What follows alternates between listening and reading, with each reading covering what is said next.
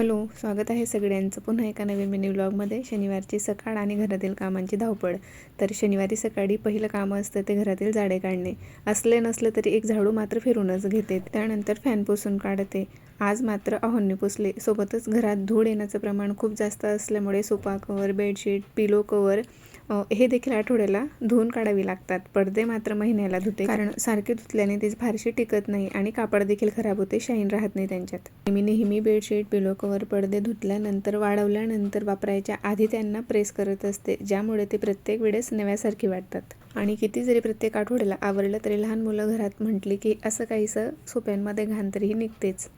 पण असे काही टूल असतात की जी अशी काही आपली लहान-सहान आणि किचकट कामं असतात त्यांना सोपं करून देतात आपल्यासाठी. तर त्यातलाच हा एक ब्रश खूप छान आहे. कित्येक वर्षांपासून मी त्याला वापरते. छान अशा सोप्यांच्या कानाकोपऱ्यांमधील सगळी घाण त्याने झाडून निघते.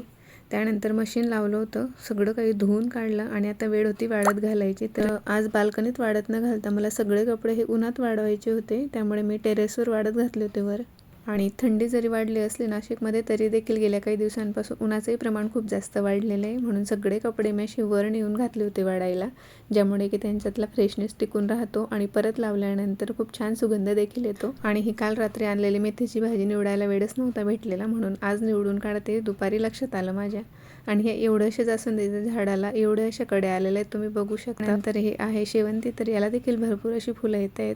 त्यानंतर दिवाळीसाठी जे काही आपण पणत्या वापरतो तर त्या मला आज धुवून काढायच्या होत्या, म्हणून गरम पाण्यात घालून त्यांना उकडून काढलं होतं. निरमा पावडर घालून अशा पद्धतीने निरमा पावडर घालून उकडल्यामुळे त्यांच्यातला चिकटपणा निघून जातो व स्वच्छ करायला मदत होते. आणि संध्याकाळच्या जेवणात हा असा काहीसा मेनू होता. व्हिडिओ आवडला असेल तर लाईक करा, चॅनलला सबस्क्राईब करा. भेटूया लवकरच. बाय.